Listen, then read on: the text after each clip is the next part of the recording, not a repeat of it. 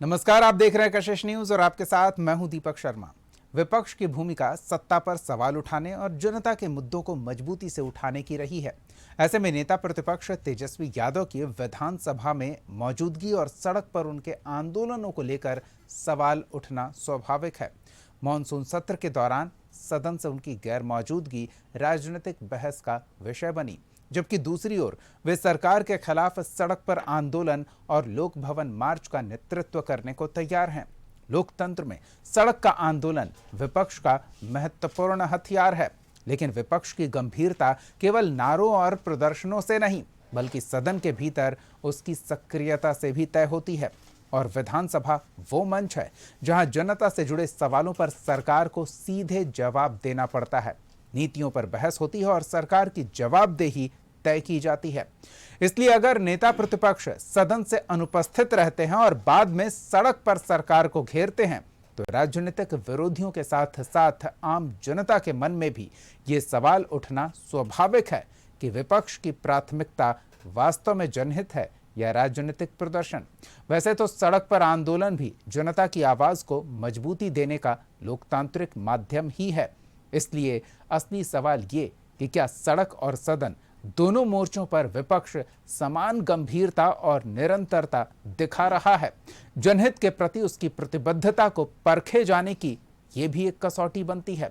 और ऐसे में सवाल तो पूछेंगे कि विधानसभा से दूर विपक्ष सड़क पर दिखेंगे कितने मजबूत और मार्च से सरकार को कैसे करेंगे मजबूर। जवाब लेंगे। हमारे साथ कुछ मेहमान जुड़े हुए हैं, उनसे आपका परिचय करा दें। हमारे साथ बीजेपी की ओर से पक्ष रखने के लिए राजीव रंजन जी हैं, आरजेडी की ओर से पक्ष रखने के लिए अरुण कुमार जी हैं, कांग्रेस की ओर से पक्ष रखने के लिए हीरा सिंह बग्गा जी हैं और वरिष्ठ पत्रकार राकेश रंजन भी हैं। आप सबका बहुत बहुत स्वागत है। सबसे पहले तो हम अरुण जी से ही शुरू कर लेते हैं। अरुण जी, मार्च की तैयारी है, नेतृत्व को लेकर न सिर्फ तेजस्वी यादव बल्कि पूरी पार्टी तैयार है और पूरे बिहार से छात्रों युवाओं कहें एक शब्द में तो जैन जी को आह्वान किया गया है लोक भवन मार्च में साथ आने के लिए।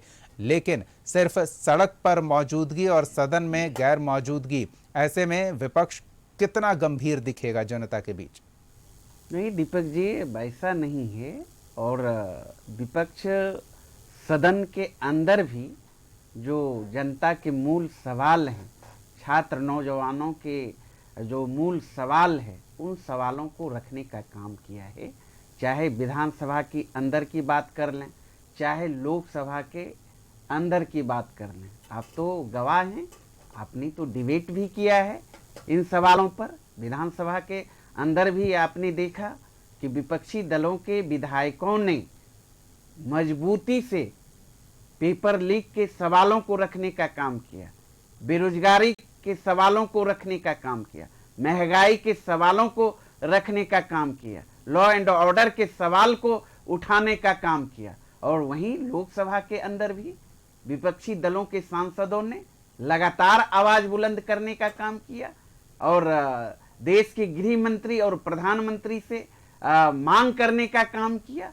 आप सदन के अंदर बहस करिए पेपर लीक के सवाल पर, शिक्षा परीक्षा के सवाल पर, रोजगार के सवाल पर, चंदा चोरी के सवाल पर, लेकिन आपने देखा सदन के अंदर इस पर बहस करने के लिए और इस पर जो है जवाब देने के लिए सत्ता पक्ष के नेता तैयार नहीं हुए।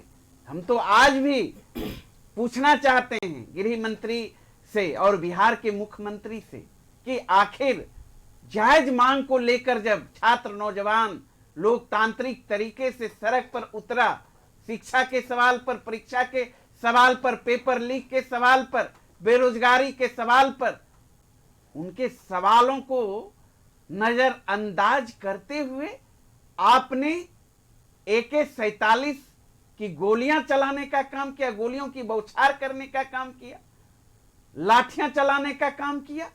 क्या लोकतंत्र यही इजाजत देता है?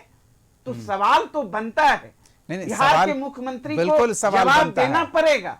सदन से लेकर सड़क तक आज नौजवान सड़कों पर है और कल हमारे आदरणीय नेता तेजस्वी यादव जी के नेतृत्व में राजभवन मार्च हम लोग करने जा रहे हैं। नहीं, पूरे बिल्कुल। बिहार से छात्र यही नौजवान तो हम पूछने का प्रयास कर पटना रहे आ हैं रहे कि हैं। आपने संसद का उल्लेख किया है अरुण जी, तो वहां नेता प्रतिपक्ष काफी सक्रिय नजर आए, काफी आक्रामक नजर आए, और इस वजह से जो आप कह रहे हैं कि सत्ता पक्ष विपक्ष के सामने नतमस्तक नजर आया दिल्ली में, लेकिन यहाँ नेता प्रतिपक्ष थे ही नहीं, विपक्ष के हमलों में वो धार दिखी ही नहीं, विपक्ष की देखिए, गाड़ी दीपक जी, डिरेल नहीं, नजर नहीं, आई। इस बात को कहकर हमारी आवाजों को आप दबा नहीं सकते। नहीं नहीं, बहुत नहीं, सारी देख आवाजों सकते को, हैं ना। आवाजों मतलब शोर, हमारे देखिए नेतृत्व करने वाला व्यक्ति एक आवाज बुलंद करे तो वो आप सुनाई देखिए दे। दीपक जी, 4 दिन का सेशन था, 5 दिन का सेशन था, और उस सेशन के दौरान आप देख लीजिए ना, महागठबंधन के विधायकों की भूमिका देखने की चीज है। राष्ट्रीय जनता दल के विधायक वो हम कल सदन के देखेंगे। अंदर, आपने सदन के महागठबंधन बाहर आवाज उठाते रहे।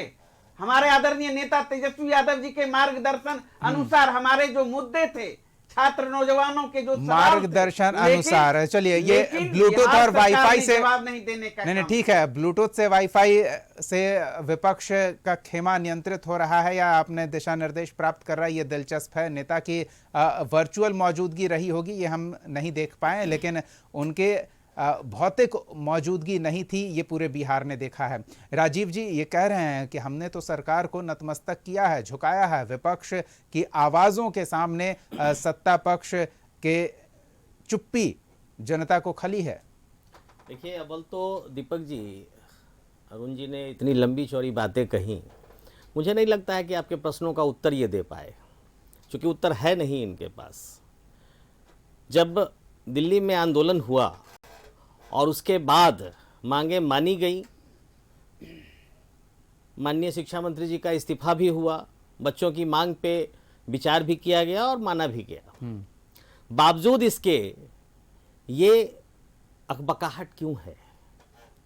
ये सिर्फ राजनीति में कम बैक का एक तरीका है, जो पिछले दिनों तेजस्वी यादव जी सदन से लेकर देश से गायब रहे लगातार, ये वो कम बैक कर रहे हैं। चुनाव में लगातार गायब रहे, वो कम बैक कर रहे हैं। चुनाव में आपका कैंडिडेट खड़ा था, आप 48 घंटे पहले प्रकट होते हैं। अरे भाई, बिहार की जनता ने आपको जितनी भी सीटें दी हैं, इसका ये मतलब थोड़े है कम सीट दिया तो आप बिहार की जनता को नकार दीजिएगा, दुत्कार दीजिएगा, उनके सवालों पे आप खड़े नहीं होइएगा। एक व्यक्ति अगर नहीं है तो ऐसा थोड़ी है कि विपक्ष नहीं, नहीं नेता है। प्रतिपक्ष और एक व्यक्ति में दीपक जी बहुत बड़ा अंतर होता है, तो आप दे दीजिए ना। अगर ताकत है, अंदर में हिम्मत है, तो किसी और योग्य नेता को बना दीजिए ना नेता प्रतिपक्ष। आप यूरोप और बाकी देशों का टूर करते रहिए। आखिर जवाब तो पूछेगी ना जनता। एक आम आदमी की हैसियत से हर व्यक्ति पूछेगा कि भाई नेता प्रतिपक्ष कहाँ थे, 15 अगस्त के दिन कहाँ थे, चुनाव में कहाँ थे, सदन में कहाँ थे, ये सवाल तो बनता है ना। और कल जो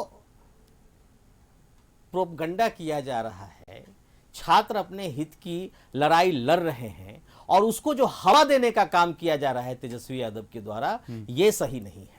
नहीं, हमने कभी नहीं कहा कि छात्र अपने आंदोलन को बंद कर दें, बल्कि भारतीय जनता पार्टी ने छात्र के आंदोलन को आयाम दिया, उनकी बातों को माना, उनके जो मांग थे उसको हम लोगों ने मानने का काम किया। बावजूद इसके अब कौन सी बात है भाई? आप कह रहे हैं AK-47 चला सिवान में, AK-47 चला तो हवाई फायरिंग चली, इस बात पर आप लोग क्यों नहीं आ रहे? अगर हवाई फायरिंग हुई है, अरुण जी, कोई एक व्यक्ति- विषय, नहीं, एक मिनट हाँ, अरुण जी सुन नहीं, लीजिए। उस पे नहीं, हम और आपके सरकार विषय पर ने फोकस इस करना चीज चाहते को हैं, हाँ। आज हलफनामा भी जमा किया है, वो तो दायर आपने- किया है हाँ। कि गोलियां चली जरूर हैं और तत्काल उसको निलंबित बिल्कुल है, भी 4 किया गोली गया है। चली थी, उसे निलंबित कर दिया निलंबित गया और किया वो गया भीड़ में और- फंस गया था, भीड़ नियंत्रण को लेकर तैनात वहां सिपाही वो नहीं और था। कार्रवाई की बात की चलिए गई हम है, उस दीपक विषय जी। पर नहीं, हम कार्रवाई की बात राजद की के गई है। मार्च पर हम बात करने का प्रयास कर रहे हैं। हम एक बार जी अरुण जी, दीपक जी, सवाल तो वही है ना। नहीं, हमारा सवाल- गोलियों की बौछार प्रदर्शनकारियों पर आखिर क्यों हुआ? अरुण किसने जी, किया? जवाब दिया, अरुण वो तो जी, जवाब आप दिया कल्पना गया है। करिए, बिहार आप पूछ उस रहे हैं, नहीं, आप राजू नहीं जी, नहीं राजू नहीं जी, आप नहीं, उस आपने व्यक्ति जवाब को नहीं रहा सुना अरुण जी, कीजिए। अरुण जी आप आपने सवाल जवाब तीन- शायद नहीं सुना। तीन छात्र घायल हो चुके। नहीं, आपने शायद जवाब नहीं सुना। वो AK-47 की गोली से घायल नहीं हुए हैं, ये भी उल्लेख किया गया है। आपने राजीव जी का जवाब नहीं सुना। इन्होंने स्पष्ट किया है, सरकार ने जो हलफनामा दिया है उसमें उसकी स्पष्टता है। हम कल के मार्च की बात कर रहे हैं, जो नहीं, मार्च- छात्र हित के मार्च मुद्दे की नहीं, बात कर हम रहे पर- हैं। जब हम- वो भी मुद्दा सवाल ही है। इस बात मुद्दा का जवाब मजबूत दें। होना चाहिए ना। कल के मार्च का मुद्दा क्या है? मुद्दा हाँ। क्या है, सुन उसकी लीजिए, सार्थकता क्या अब है, सुन तो लीजिए, उसकी आवश्यकता क्या है। जवाब सुन लीजिए, अरुण जी जवाब दीजिए। राजेश जी, वह भी मुद्दा है। AK-47 आखिर प्रदर्शनकारियों के ऊपर क्यों AK-47 के द्वारा गोलियां यही तो की भटकाने चलाई का गई? प्रयास है। भटकाने यही चला। चलिए गोली ठीक है, चली, हवा ठीक में है, नहीं, इस पर हम बात करेंगे, इस पर हम हवा में नहीं। और नहीं, अरुण जी, इसकी स्वीकृति बजाबता अरे बिहार बजाते सरकार ने सुन लीजिए हलफनामे ना, में दी है। हल्फनामे की बात नहीं। AK-47 आजादी के बाद से आज तक जितनी भी आंदोलन हुआ है, AK-47 लेकर पुलिस प्रशासन नहीं, आंदोलनकारियों को कंट्रोल करने के लिए हवाई फायरिंग करने वो के लिए कंट्रोल करने के लिए नहीं था वो। अरुण जी, आप हलफनामे को नहीं, आप हलफनामे को अगर नहीं मानेंगे तो फिर ये आपकी मर्जी है। हम थोड़ा नहीं, हम ठीक है, आपका ये विषय है, हम थोड़ा अन्य अपने मेहमानों से भी इस विषय पर बात कर लेते हैं। हीरा जी, ये महागठबंधन का भी उल्लेख किया गया कि विधानसभा सत्र के दौरान, चाहे हम पटना की बात कर लें या दिल्ली की बात कर लें, विपक्ष ने मिलकर सत्ता पक्ष की बाह मरोड़ी और जवाब नहीं देते बना सत्ता पक्ष से। तो ये स्थिति चाहे दिल्ली की बात हो या पटना की बात हो, लेकिन हम बिहार में विपक्ष को उस तरह से मजबूत नहीं देख पा रहे हैं, एकजुट नहीं देख पा रहे हैं। एक कार्यक्रम विपक्ष के सबसे बड़े दल ने तय कर लिया है और अन्य सहयोगियों को आमंत्रित नहीं किया गया। तो ऐसे में ये क्यों ना माना जाए कि सबको नज़रअंदाज करके जो राजीव जी कह रहे हैं कि वो अपने लिए एक रीलॉन्च प्लेटफॉर्म तलाश रहे हैं, वो देखा जाए। आप किस तरह से देख रहे हैं इसे? देखिए, ऐसा है, कल का जो प्रोग्राम है राष्ट्रीय जनता दल का है, इसमें ठीक है संयुक्त नहीं बुलाया गया है, कांग्रेस को नहीं बुलाया गया, ना पूछा गया, ना राय ली गई, मगर हमारी शुभकामनाएं हैं, पार्टी की शुभकामनाएं हैं, कल का प्रोग्राम सफल हो। सरकार की नीतियों के खिलाफ ये लाठी गोली की जो सरकार है, हमारे भाई साहब राजीव रंजन जी कह रहे थे कि सरकार ने बात छात्रों की मानी। इतने छात्र शहीद होने के बाद, दीपक जी, इतने शहीद होने के बाद सरकार ने मानी। धर्मेंद्र प्रधान जी को उसी समय इस्तीफा दे देना चाहिए था। इन्हीं के नेता राजनाथ सिंह कहते हैं हमारी सरकार में इस्तीफा का सिस्टम नहीं है, सिस्टम नहीं है। पटना आ जाइए। ठीक है, मैं पटना आ रहा हूं। दिल्ली जाने से बेहतर है रांची। अगर आप कहीं आप बाहर जाना चाहते हैं तो रांची हो लीजिए, दिल्ली जाने की जरूरत नहीं है। मानी गई ना, जेपीसी की बात मानी गई, मगर इनकी 15 दिन बाद छात्रों का शहीद होने के बाद किसके आदेश पे गोलियां चली, किसके आदेश पे ये काम हुआ? सरकार किनकी थी? डबल इंजन की सरकार थी। अब आज ये कटकल का जो प्रोग्राम है, तेजस्वी जी राष्ट्रीय जनता दल का प्रोग्राम है, हमारी शुभकामनाएं हैं, ये प्रोग्राम सफल हो। सरकार की नीतियों के खिलाफ हम लोग सब एकजुट हैं और एकजुट रहेंगे। चलिए हम पूछ ही लेते हैं, राजीव जी थोड़ा उकसा रहे हैं तो हम भी ये जान ही लेते हैं उनके मनोभाव को समझकर कि क्या कांग्रेस छात्र हित के मुद्दे पर दिल्ली से लेकर रांची तक जो प्रभावशाली तरीके से उनके साथ खड़ा नजर आया, तो अब एक अवसर आपके सहयोगी भी तलाश रहे हैं। जिस हिसाब से नेता प्रतिपक्ष राहुल गांधी ने अपना प्रभाव छोड़ा है, अब यहाँ भी प्रभाव छोड़ने का पटना में एक प्रयास कहें। देखिए, ये सब सारे के सारे फ्यूज बल्ब हैं दीपक जी। इन लोगों को जनता ने नकार दिया है, दुत्कार दिया है, खदेड़ दिया है। अब अरे भाई, एक बांकीपुर से पूरा हिंदुस्तान नहीं चलेगा भाई बग्गा साहब। अरे क्यों आप क्यों? अरे भैया राष्ट्रीय अध्यक्ष, सारे मंत्री यहाँ जुट गए। बीजेपी के राष्ट्रीय अध्यक्ष, सुन लीजिए, सारे दिग्गज नेता, अरे सुन लीजिए ना, के पापा जुट गए। सुन लीजिए भाई, राष्ट्रीय अध्यक्ष जी पूरे भारत के पार्टी के अध्यक्ष हैं। उनको एक सीट तक सीमित करना, ये कांग्रेस की मानसिकता हो सकती है। ये कांग्रेस की मानसिकता हो सकती है कि राष्ट्रीय अध्यक्ष को, चूंकि आप तो भाई आप लोगों ने तो यस बॉस राष्ट्रीय अध्यक्ष देखा है, हमारे यहाँ तो यस बॉस राष्ट्रीय अध्यक्ष होता नहीं है। हम उधर नहीं जाएंगे, हम उधर नहीं जाएंगे। नहीं, उधर जाने की जरूरत नहीं है। हाँ, हम उधर जाने की जरूरत नहीं है। स्पष्ट मानना है कि अब भाई तो अब तो एक और चीज तय हो गया कि अब तो लालू जी को भी बीच में इस बुजुर्गियत में और बीमारी की अवस्था में लालू जी को भी अब कूदना पड़ रहा है। नहीं, तेजस्वी कूदने पर की तो- क्या बात है, लालू जी की एक आवाज पर पूरा बिहार हिलता है। तो वो तेजस्वी जी अगर पर तो अब भरोसा रहा नहीं लालू जी को। नहीं, सरकार की कुर्सी हिलाने के लिए अगर वो दो शब्द पोस्ट कर देते हैं तो डर है क्या? थे इतने दिनों से तो तेजस्वी ही फैसला एक ले तरफ रहे आप थे। कह रहे हैं इतने अरुण जी, दिनों से है तो लालू मैं जी- हूं, लालू नहीं जी नहीं, के एक बदले तरफ तो आप तेजस्वी कह रहे हैं फैसला ले फ्यूज रहे बल्ब है और फ्यूज बल्ब के कारण आपकी आंखें चौंधिया जा रही है नहीं, क्या? कौन सी आपको आंखें- छात्र हित नहीं दिख रहा है? कहाँ आंखें चौंधिया जा तो फिर रही हैं? लालू यादव का आप मैं- उल्लेख कर मैंने- रहे हैं मैंने कि लालू उन्हें यादव आना जी पड़ा। का उल्लेख इसलिए किया कि तेजस्वी पर से फिर चिंता उनका- क्यों? तेजस्वी फ्यूज बल्ब है ना, यादव जी से चिंता क्यों? उनके भरोसे अब कमते जा रहे हैं। अब उन्हें खुद स्वयं तेजस्वी यादव नेता प्रतिपक्ष है, पार्टी के राष्ट्रीय अध्यक्ष है, संगठन का कार्यक्रम राष्ट्रीय अध्यक्ष की भूमिका नहीं चाहते हैं आप? कांग्रेस जो ज्ञान बांट रही है इस मुद्दे पर, क्या कांग्रेस झारखंड के मामले में भी ज्ञान बांटेगी? भारतीय कांग्रेस ने आपको बिना नहीं आपको बांटेगी। इसकी जानकारी होना उसमें भी चाहिए। समय लगा, आपको इसकी समय लगा, जानकारी- समय लगा, उसमें भी समय के लगा। बारे में हाँ। क्या कहना चाहिए? अरे भाई, तुरंत उसको राहुल जी ने नहीं नहीं, तुरंत आप की। आप चाह रहे हैं से। हीरा जी, और आप फिर चाह रहे हैं धर्मेंद्र प्रधान का इस्तीफा पहले दिन हो जाना चाहिए था जिस दिन सीजेपी के लोग जंतर मंतर पे बैठे हैं, और झारखंड में उसके लिए आपको 20 दिन लगा है। इसके साथ गृह मंत्री का भी इस्तीफा चाहिए नहीं नहीं, था। प्रधानमंत्री देश के इस्तीफा दें। गृहमंत्री का हाँ, भी। प्रधानमंत्री को भी इस्तीफा देने के लिए बोलिए, लेकिन बिल्कुल सरकार हाँ, लेकिन झारखंड में छात्र नहीं है, झारखंड में कुछ और है। छात्रों की बात जो कर रहे हैं, हाँ। आदरणीय हमारे नेता आदरणीय राहुल गांधी जी ने कहा, हाँ। बात की, उन्होंने कहा ये सरकार कि सीबीआई जांच छोड़ के सब मांग मान लीजिए। छात्रों की बात सुने, जांच बात छोड़कर सब सुनेंगे। मांग लीजिए, मतलब अब तक जितनी गड़बड़ियां हैं उस पर पर्दा डाल लीजिए। छात्र नहीं, हित यही है। हाँ, दीपक जी, छात्रों की बात सुनी गई, वो वापस हुआ। चलिए, एक कान से सुनी गई है, दूसरा कान बंद रखा गया है। बंद चलिए ठीक रखा नहीं है, गया, हम दीपक जी, छात्रों थोड़ा की बात सुनी निष्पक्ष पहलू जान लेते हैं। हम फोकस कर लेते हैं एक बार फिर लोक भवन मार्च की। राकेश जी, आप सुन रहे थे पक्ष और विपक्ष की बातें। राजीव जी ने एक बड़ी दिलचस्प बात कही, रीलॉन्चिंग का एक माध्यम तलाश रहे हैं। अभी ट्रेंडिंग है जेंजी का आंदोलन, सड़क पर उतरकर प्रदर्शन करना, लेकिन बिहार में इस तरह के आंदोलन की कोई भूमिका बन पाती उससे पहले ही विज्ञापन जारी हो गया, बीपीएससी टीआरई 4 का विज्ञापन। तो क्या लगता है कल का वो प्रदर्शन उतना प्रभावशाली रहेगा? आप ना अगर देखेंगे बिहार की राजनीति को अभी, तो पिछले लगभग 1 वर्षों में ना कुछ परिवर्तन हुए बिहार की राजनीति में। 2025 इलेक्शन की बात आप करेंगे तो वहां पर जदयू और बीजेपी ने काफी अच्छा प्रदर्शन किया। दोनों के वोट शेयर भी अच्छे खासे आए, अच्छी सीटें मिली। लेकिन ये जो नीट पेपर लीक को लेकर दिल्ली में प्रदर्शन हुआ, उसका असर बिहार में पड़ा। और बिहार की राजनीति में एक वैक्यूम क्रिएट हो जाता है। अब देखेंगे एक वैक्यूम इस रूप में बन जाता है कि उस वैक्यूम को भरे कौन? विपक्ष के पास सीटें बहुत कम थी, बीजेपी और जो रूलिंग पार्टी है जदयू, उनके पास सीटें बहुत अधिक थी।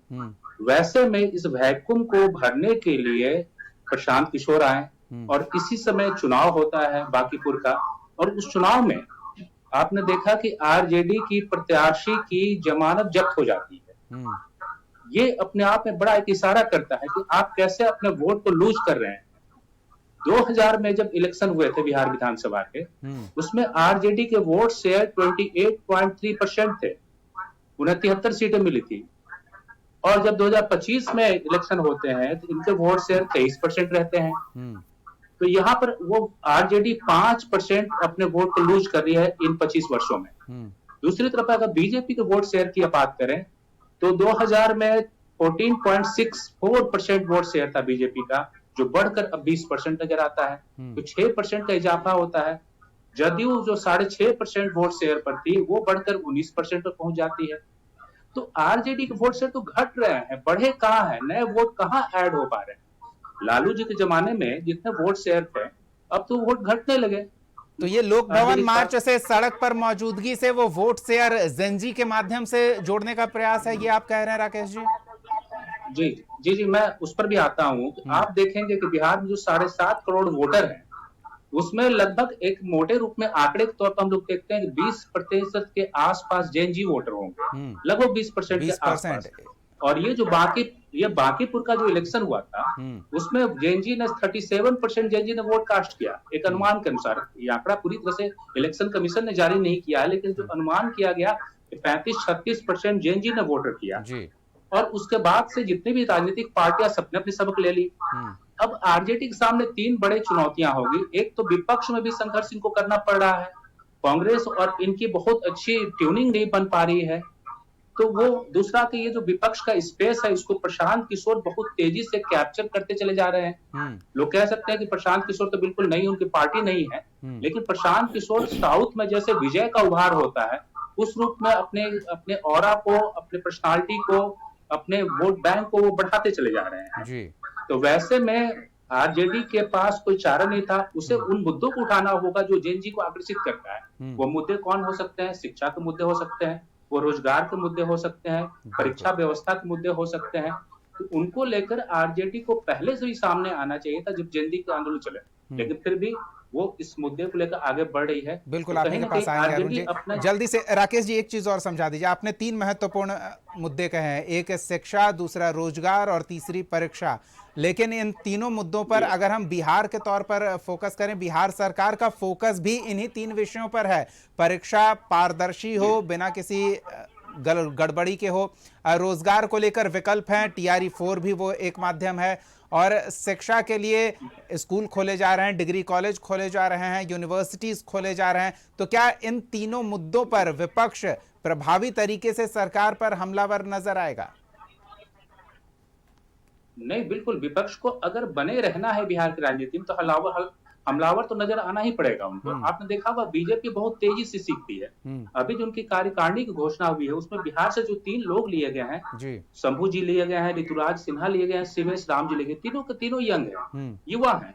तो दूसरे जो राजनीतिक दल है ना, उनको भी सीखना होगा कि युवाओं को आप सामने लाएं, वरना फिर आगे की आप चलिए, मतलब ये कह रहे हैं कि अब तक एनडीए की इस बार के चुनाव के बाद ये जो दूसरा मेकओवर मिला है एनडीए को, वो कुछ चमत्कारी कर रहा है, लेकिन विपक्ष यहां गलती पे गलती करता जा रहा है रणनीतिक तौर पर, और अब सड़क पर उतर रहे हैं।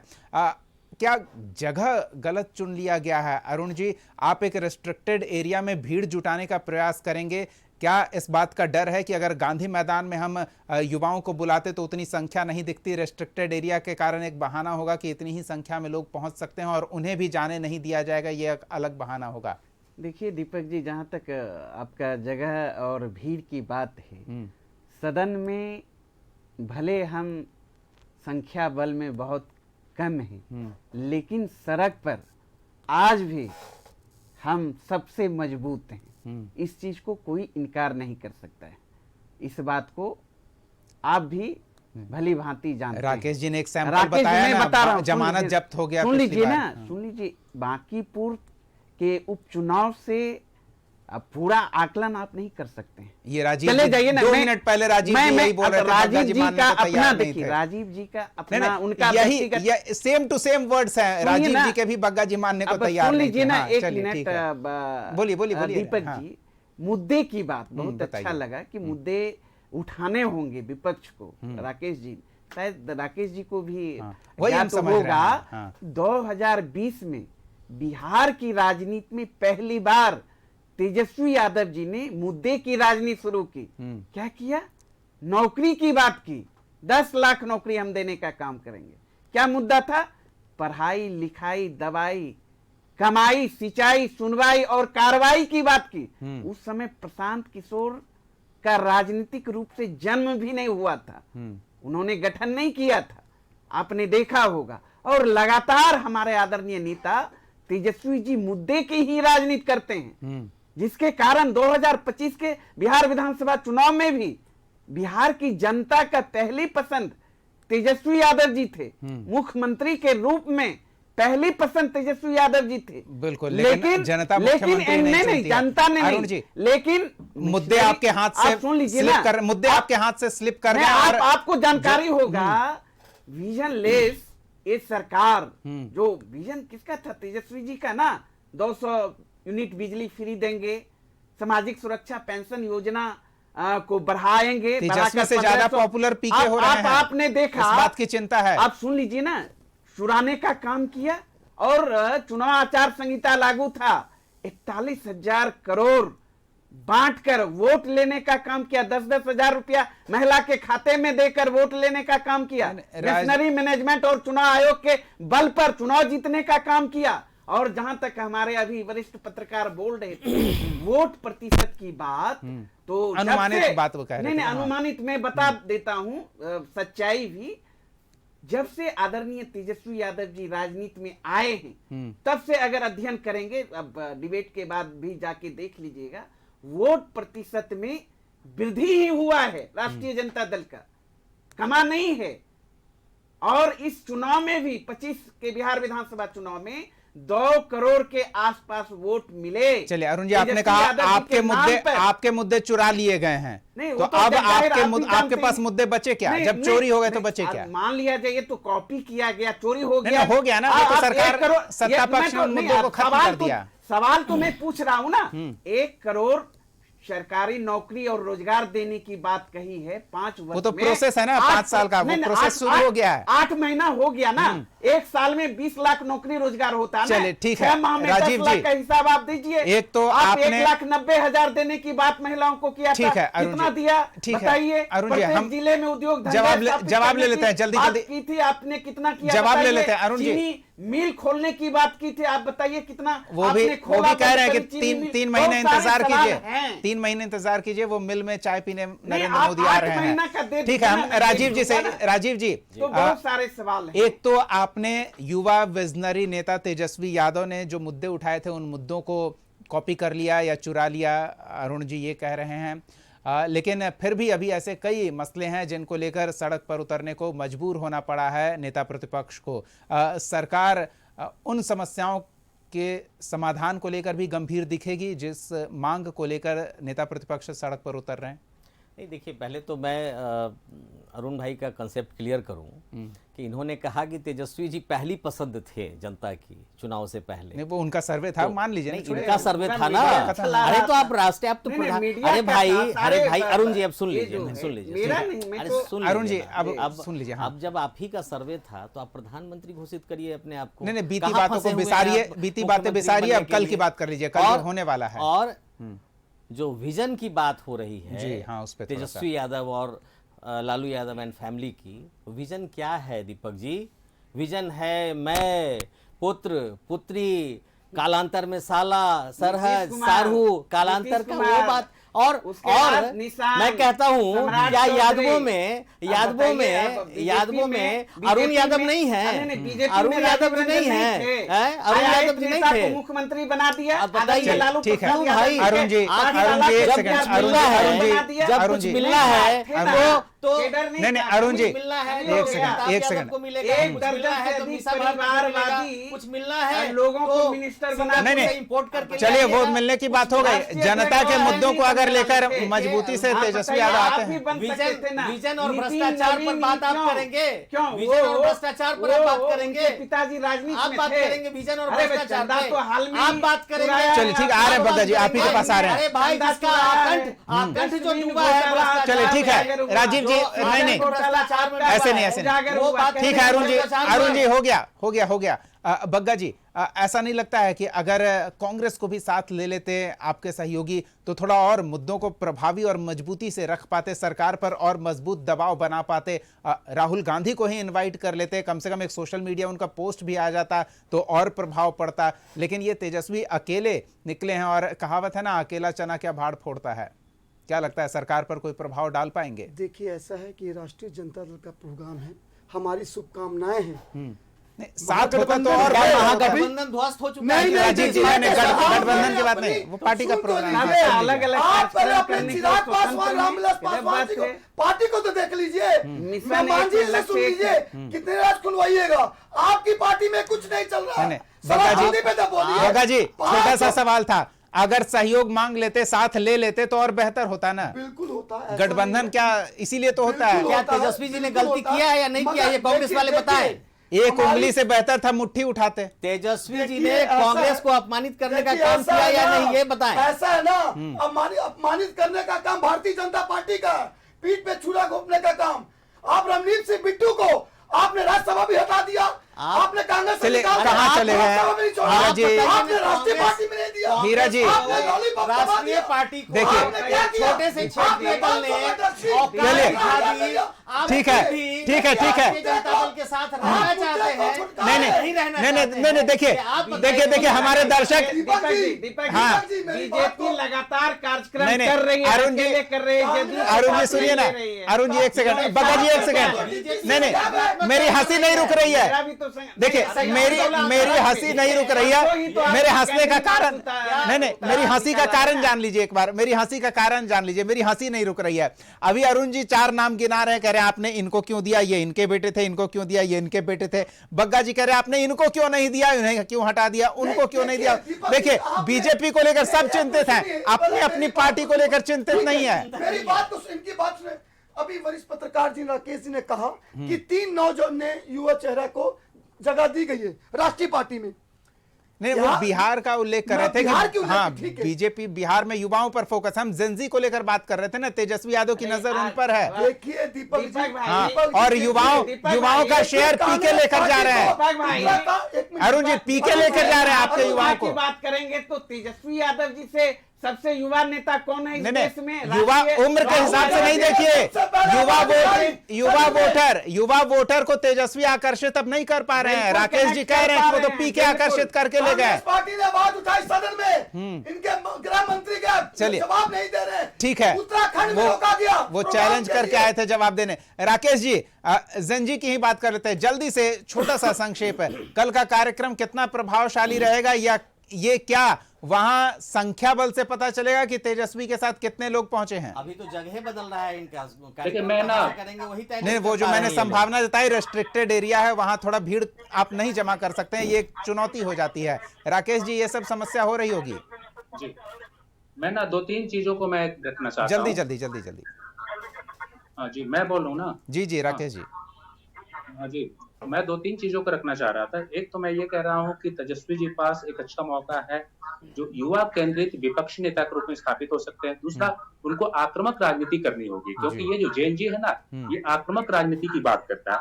तीसरा कि इनको अपनी कनेक्टिविटी बदल, जो लालू जी के समय जो जनता के साथ कनेक्टिविटी आरजेडी हुआ करती थी, वैसे में ये आंदोलन कितना सफल होगा कल का मार्च, ये कहना थोड़ा सा जल्दीबाजी होगी, क्योंकि सरकार की तरफ से कई उपाय जा रहे हैं, प्लस विपक्ष बिखरा हुआ जी। है, विपक्ष एक साथ आ नहीं रहा है।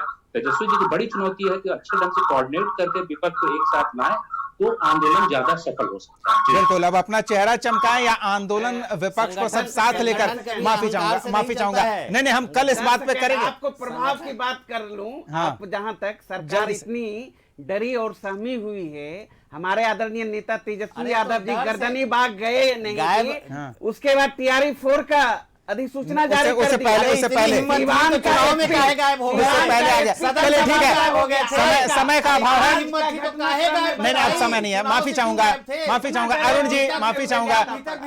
वो हम कल देखेंगे और कल फिर चर्चा करेंगे। बहुत बहुत धन्यवाद, बहुत बहुत धन्यवाद राकेश रंजन जी, हीरा से बग्गा जी, राजीव रंजन जी और अरुण कुमार जी अपना समय देने के लिए, इस चर्चा में शामिल होने के लिए। तो एक बात साफ है, विपक्ष के तौर पर तेजस्वी यादव कल के मार्च के माध्यम से अपना चेहरा चमकाने का प्रयास कर रहे हैं। अगर उनका इरादा यह होता कि सरकार पर दबाव बनाए तो सहयोगियों को साथ लेकर मजबूती से अपनी आवाज बुलंद कर सकते थे, लेकिन सहयोगियों का साथ न होना यह सवाल खड़े करता है। देखना दिलचस्प होगा कि कल सड़क पर तेजस्वी के साथ कितनी संख्या बल युवाओं की होती है। बहुत बहुत धन्यवाद हमारे साथ जुड़ने के लिए। अगले एपिसोड में एक और सवाल के साथ फिर मौजूद रहेंगे, तब तक के लिए देखते रहिए कशिश न्यूज।